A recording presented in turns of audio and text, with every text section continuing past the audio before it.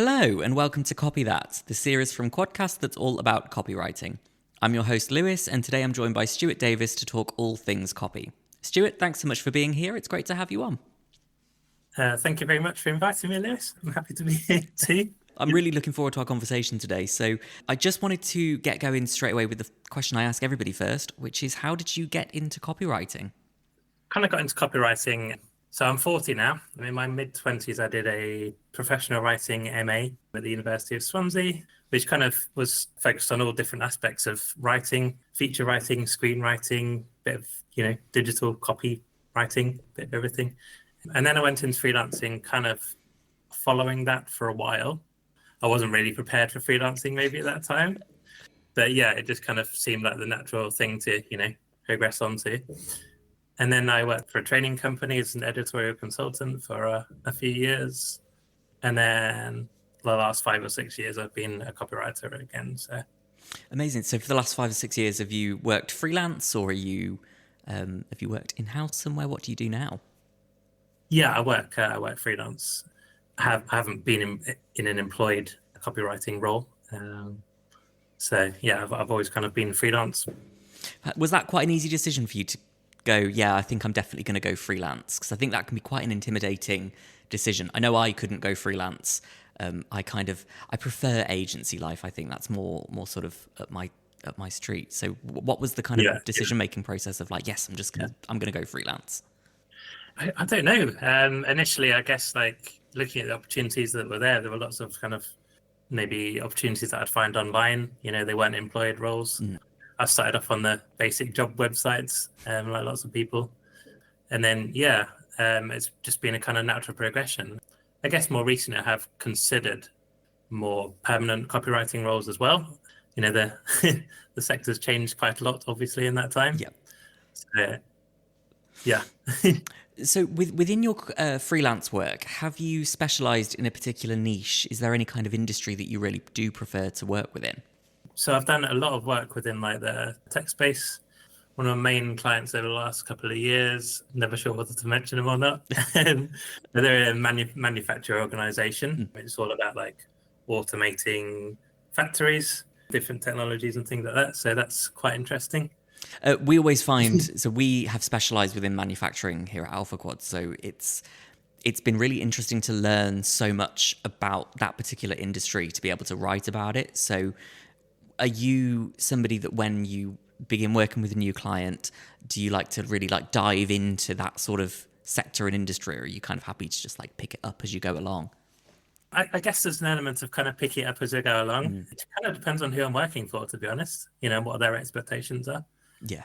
So like this copywriting that I've done for the manufacturer organization is through, well, it's kind of like a couple of agencies I'm dealing with. So yeah, they kind of have their set expectations as to like, they're sending briefs. So it's not me kind of leading the product as such, it varies obviously when you're working directly with business clients. It can be tricky, I think, to like maintain different sort of tones within all sorts of different clients, because obviously every industry is so vastly different that it can be then hard to like put down one thing and pick up another, and then kind of put down your manufacturing hat and pick up your healthcare hat. It's that can be tricky. That can be something that for sure. It's something that I've struggled with. So kind of bouncing off of that, I would love to know, when you come to start on a new piece of copy, what will you do? Are you like a serial planner? Do you like to just kind of dive straight in? Do you brainstorm? What do you like to do? Again, I mean, it kind of depends on the project. So I said, I've worked a lot with agencies, and often they'll kind of send a brief, and that level of brief might be kind of different in terms of its, detail. Maybe sometimes they have an outline with keywords and things like that, which would be a good prompt. Yeah.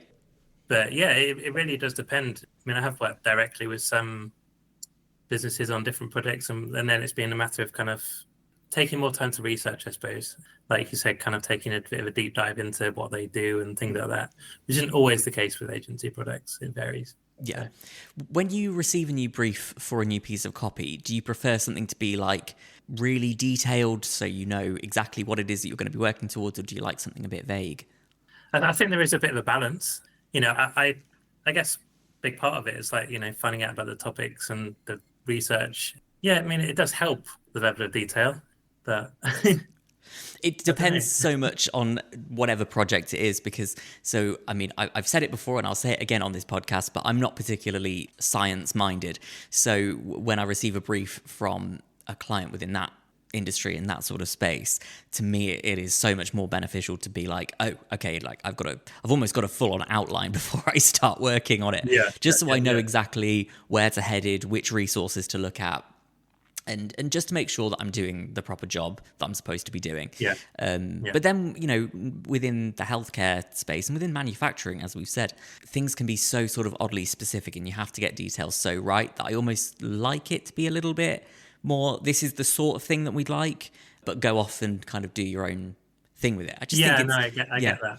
Yeah. It's just interesting to know, obviously, how everybody works. It's just fascinating to me. I mean, I've actually been doing a bit of work. Recently, one of the agencies has got me writing about blockchain, so completely kind of different topic again. You know, and they'll kind of like give you a title and a bit of a brief description of what they're looking for, and maybe with some keywords and things like that. I think that level is actually quite good. Maybe sometimes with a bit of guidance in terms of tone of voice. Tone of voice, I think, is definitely also really interesting. So I'd love to know: do you feel like do you have a more natural voice within your writing, or and how do you sort of adapt that to match what your clients would like? Yeah, I do have a natural voice in my writing, and I think often it is a challenge writing for other people, you know, as opposed to doing writing for yourself, right? It tends to come more easily. And then, yeah, it's kind of a matter of, I suppose, looking over previous content and getting an idea for their kind of tone of voice. But it's a challenge for sure. And especially working with a variety of clients, as you said, you know, and changing the tone of voice depending on what project you're working on, it can be a challenge. Without sounding too sort of grandiose about it, writing is an art, so it's really hard to adapt your art that you have worked on for, you know, however many years in your career and in your own time to, you know, match something and you know, adapt that to meet a tone of voice for a particular client. That can be a real challenge, I find.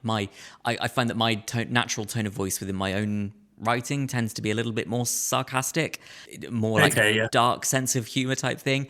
That definitely doesn't work when it comes to professional copy standards. So it depends what you're writing for, right? I mean, you know, it's true. It's, you know, I'm not fortunate enough at the minute to be able to be working with any clients that would appreciate that sort of sarcastic tone of voice, but maybe one day. I mean, there are brands like that for sure. Oh, there definitely are brands like that. It's yeah. Unfortunately, I don't work with any of them yet. I will. So I'd love to know, is there a particular project that you've been a part of, that you're working on now, that you feel really proud of? I was trying to think of this, and to be honest, like, there's not kind of one particular thing that stands out. I suppose I haven't been a copywriter for so long. I've worked for so many different clients, you know, and I suppose I'm proud of the whole, you know, entirety of it, really. I've got, you know, plenty of good feedback from loads of different people. And so, yeah, it's more of a kind of proud of kind of what I've achieved as a freelance copywriter rather than any specific piece of content that I've produced. I love that answer. Just, there's no one thing in particular. It's everything. I'm proud of everything. I think that's I love that answer just because it's so much like, just be proud of the work that you do. There doesn't need to be one project that kind of specifically stands out that you kind of come back to all the time. It's no, be proud of what you do. And to be honest, it's sometimes hard. I mean, when you're moving between different projects, to remember what I was doing 3 years ago, I was writing about so many different topics, and it's I have kind of moved into that tech space. So I've been writing for the manufacturing client for the last couple of years, which I suppose, you know, I'm proud of in itself, in, you know, in terms of they keep on coming back. So that's always positive. I suppose the tech space is forever growing as well. So there's always going to be new things to be writing about, and it's always going to kind of stay fresh. So that must always be quite interesting to kind of keep going back and forth too. Yeah, for sure. So moving away from obviously particular projects that you feel proud of, is there a type of project that you would love to do more of? I suppose a project where I'm working more directly with the clients, because I've done a lot of work copywriting, and it's been a lot of it has been on a remote basis. So I don't know if I mentioned, but I'm in Lincoln. The creative space here actually seems like it's moving forward. I'm making good contacts here, and I'd appreciate that kind of relationship where I'm maybe kind of meeting people, going and seeing what they do, as opposed to often it's all a bit distanced. I think obviously, I mean, the world has moved so much more remote, I think, in the last 5 years for obvious pandemic related reasons. But it's, I think what I've really enjoyed this year, I mean, we've been having a lot more in-person meetings than over the last 2 previous years that I worked at Alpha Quad. And it's been so nice to actually have like one-on-one face-to-face meetings with people, because it's like, oh, people exist. This is, Absolutely. As handy as it is to be able to, chat with people over, Google Meet, over Zoom, over FaceTime, over whatever it might be, as handy as that is, I don't think anything really beats that sort of in-person connection that you can get from a client and a working relationship. No. Yes, I agree. But I mean, we were talking about networking before, and obviously, like, I am quite a reserved person. It's, I suppose, some of the time I'm happy kind of, doing my own thing in terms of like writing. I like having my own space, for example. But at the same time, I do appreciate that, direct contact with people. So it's an interesting point that you raise about the networking, because we were talking before the recording all about networking and being a more reserved person. And I describe myself to you as an introvert that masquerades as an extrovert. And I do stand by that. I've thought about myself for, I'm 27 now. I thought about myself probably for 25 years. But I think, as I've said before, this, to me, getting to meet copywriters one-on-one, to do this Copy That series, to me is my version of networking. And I'm so much better one-on-one. And I think there's something so sort of inherently interesting about creative people, that they tend to be more introverted. And I think that is almost something that, I don't know, it can be isolating at times, but it also can, I think, produce some really great work, because if you can sit there by yourself and you can just brainstorm by yourself, it's amazing. That's always getting the nature of writing, isn't it? To an extent. Or lots of different creative roles are like that, to be honest. I think it's the inherent thing about being a creative, is knowing that there's going to be times when you have to sit on your own in a room and just get on and do. Yeah, I suppose actually maybe kind of thinking of the types of projects that I'd like to work on. If there was kind of opportunities for collaboration, maybe with designers. So I mentioned actually for the podcast as well, I'm in this creative collective where there's all sorts of different creative people. I actually did a brief project. I mean, it was remote again, but there was an element of talking with the videographer who was putting together a video script. So I helped him with that. That was good. So I like, if there was opportunities probably for collaborating with other creatives, then that'd be awesome. And you mentioned at the start your, excuse me for getting the course name wrong, but was professional writing MA, was it? Yes. Yes. And you mentioned script writing. So is that something that you enjoy doing as well? Is that something you'd love to do more of? Yeah, more of, yes. I only ask because so I did a screenwriting master's degree, and any chance that I get to bring that up, I will take it. So yeah. It's When you did the MA, did you do any sort of screenwriting when you were there? What was the sort of mix of all of the different sort of creative writing projects that you got to do? We had to do like a half-hour television script as part of the screenwriting module, I remember. So, obviously that was my first kind of experience of screenwriting, and it was pretty basic. But at the same time, it kind of, exposed me to something else, a different form of writing, which I think in terms of thinking of the way that, you put words together and that they're actually being spoken as opposed to being read on the screen, I think that's a big difference. And I did cover different types of writing. As I mentioned, like I can remember doing a music review. I did my MA dissertation on the difference between promoting beer to men and women. So that was quite interesting. I imagine it's quite starkly different. Yeah.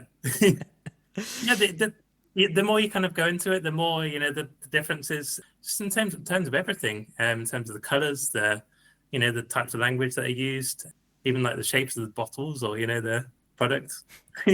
It's interesting, yeah. It's not until that you actually dive into a subject like that that you realize sort of how complicated marketing industries tend to make it for themselves. Yeah, Just in the interest of progressing the capitalist hellscape in which we live. But yeah. that's just me.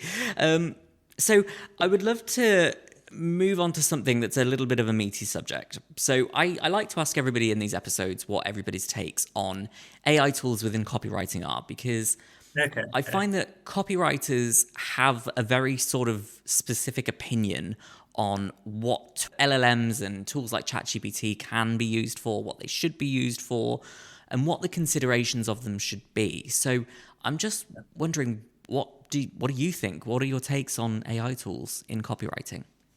Well, as you say, Lewis, it's a big topic. Yeah. So, I mean, it's obviously something that as a copywriter, been more and more aware of with developments like the recent ChatGPT release. And yeah, like I do use AI to an extent in my writing. I think probably like a lot of other writers. So if I'm dealing with something quite technical, I use it maybe for creating an outline of for a blog or something like that. Maybe for some research. So I tend to use Perplexity when I'm writing, which directs you to the sources, which is always good to check what it's putting out there. So yeah, no, it's interesting. Yeah, I see. We at AlphaCod, we kind of have this stance of like, we don't use any AI tools when it comes to doing our actual copywriting, but I like to use it for research purposes, like yourself. Yeah, As I've mentioned before, not having a particularly scientific mind, but working with clients within that space, that to me is the perfect opportunity for me to go, right, I'll take to ChatGPT to just ask it for sources. But it's also then learning how to properly check and vet those sources, because it doesn't always yeah, for sure. get them right. No, and It's sometimes it'll come up with sources that are like, well, years old, obviously, or yeah. they're really not relevant, or I've they're just poor quality some of the time. So I've also found that it likes to give you sources that are behind paywalls. That's something that I've really okay, noticed as of late. It'll take you to a lot of Guardian articles. really, Yeah, if it asks it, I've asked it before about like sort of entertainment industry related things, and it's taken me to like yeah, Rolling Stone, which you don't have to pay for, but it always asks you to subscribe before you can read the article. So yeah, it's learning that you shouldn't always rely on it, because I think that the things that it's pulling from, so the things that ChatGPT are pulling from when you're asking it to research and provide research yeah, sources for you, generally yeah, you could find that on the first page of Google if you just Googled it.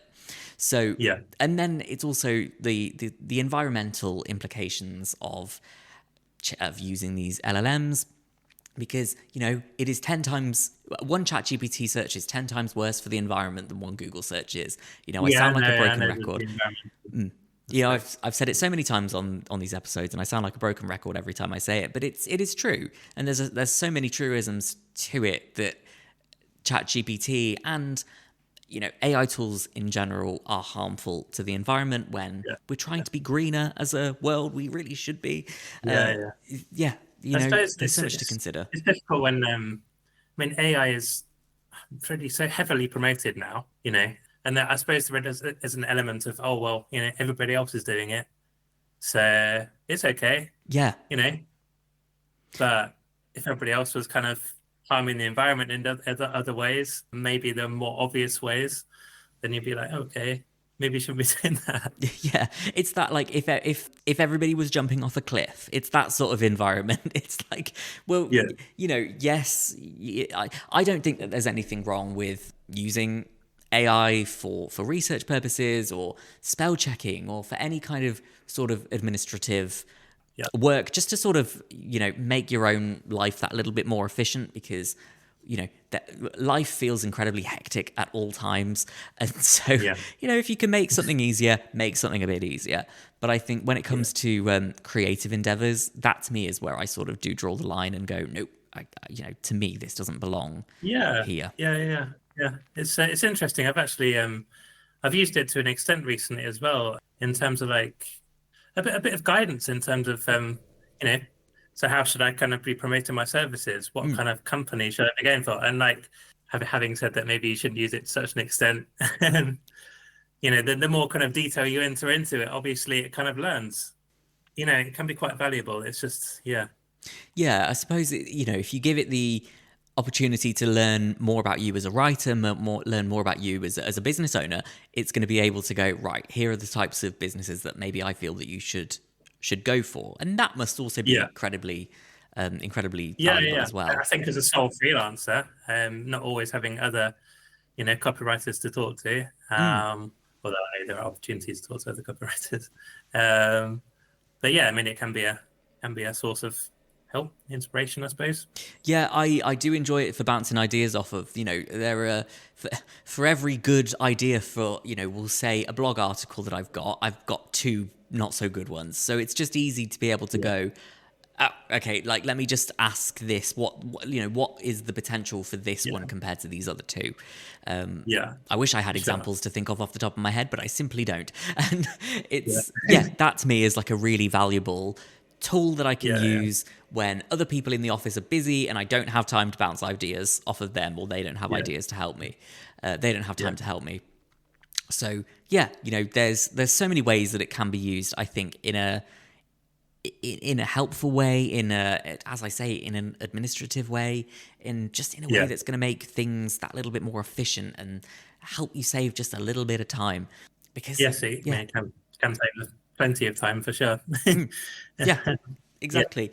But I do think that when it comes to actual copywriting, that to me is a bit of a big no-no, just because yeah, the quality of the copy isn't that great. There's all yeah. of the AI generated content signifiers that there are, as in when it starts an introduction with "in the world of," "in the landscape of," and No, yeah, it's yeah, yeah. yeah. I mean, the more kind of people who are using AI and putting AI content out there, I've kind of thought, the more it kind of feeds on itself, really. Mm. So you do need that originality. You need, people putting things out there that are, and then maybe AI can draw on those things, but you need some originality there for sure. Yeah, definitely. Because if we find ourselves in a position where AI is drawing inspiration from other AI written content, we're just in this endless cycle of content that's out there and is just being churned out. It's just being churned out quickly for the sake of it, and that's Yeah, not. That's not going to make for anything engaging. It's not going to give audiences and readers a reason to stick around. And yeah, as writers, we should want audiences to read our work, regardless of what yeah, it is. yeah. I agree. Yeah, there's so much that can be said on the subject, and I feel that we could probably be here till Christmas if we kept talking about it. So I would love to move away from. I mean, Cool. it's not. I suppose it's not necessarily moving away from the AI conversation, but what do you wish that more people understood about what it is that we do? I think that I know that AI generated content could just be like a passing fad.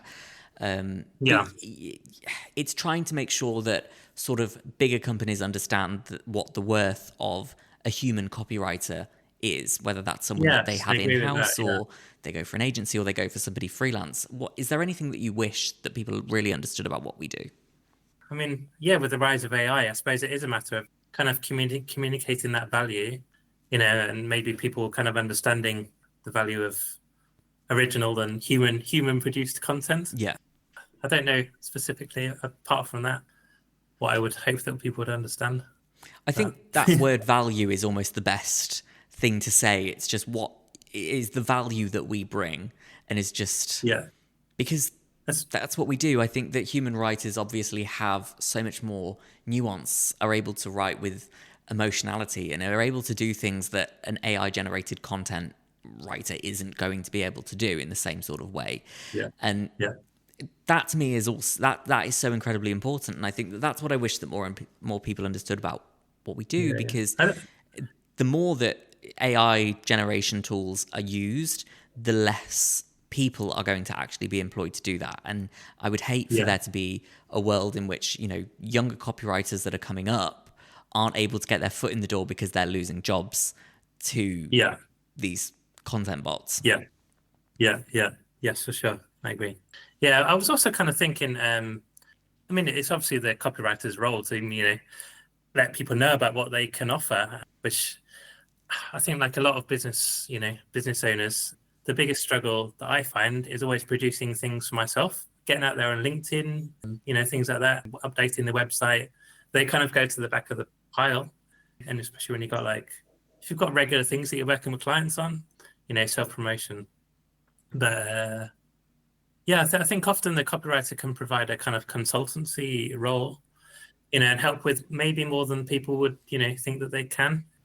It's not all about just putting content together and putting it on the page. It's, there are many other things. Like I've looked a lot into content strategy. It's a really interesting topic. And I think it's also one where there is kind of no right answer. It's just more of a, how do I feel in the moment sort of, what should more people understand about what we do? And I think it's as you say at the beginning, it's value. I think that's almost the simplest word to just be able to describe it is, it's the value that we bring. And so moving away from that entirely now, I would love to know, is there anything that you do differently now compared to when you first started? I mean, I'm still doing the same kind of projects. In terms of a lot of my time is spent writing longer form blogs, for example, which I think I've always kind of done that. Maybe in time, I've kind of put my prices up over time, as I've come to see the value that I can offer, and also learning about other copywriters and, learning about the sector as a whole. So, yeah, I don't know in terms of my writing, I produce a lot of the same kind of content that I've, done from the start, but I think that's almost a tricky question because it's like forcing you to look back on the last 15 years of your career to go like, I don't know, like what do I do differently now? And I think that there's nothing that I sort of do differently compared to when I started 5 years ago. I think the only thing that I could say is I think I'm more sort of confident in my ability to act corporate. Is the only thing that I could say is that I do differently. Is I would say that I've had to learn how to become corporate because I certainly was not when I started to begin with. But then that is something that kind of I've had to learn from other writers, and I've had to take inspiration from other writers to be able to go, right, okay, this is how this copywriter on LinkedIn is able to write with a more professional tone, and then is able to write within their own tone and not lose the balance in between. And that's something that I do really admire. And it's something that I admire about the writers that I particularly like because, the writers that I enjoy tend to write within different genres. Yeah. So I'm just wondering, are there any writers that you particularly admire? And it could be anyone from a novelist, it could be a screenwriter, a songwriter, a copywriter. Is there anybody that you admire? There are various different writers. I always used to say, like, I've been a big fan, I suppose, like going back to when I was younger. Nick Hornby, Ben Elton, the kind of Roddy Doyle, people who can communicate things and it's always clear. Their language is fairly simple, but there's kind of vivid pictures that they create. So, and I've also been reading Stephen King, which I know a lot of people are into recently. So, I've been reading a bit of that. Nice. Is there any particular favorite Stephen King book? I'm kind of like halfway through The Green Mile at the moment. Nice.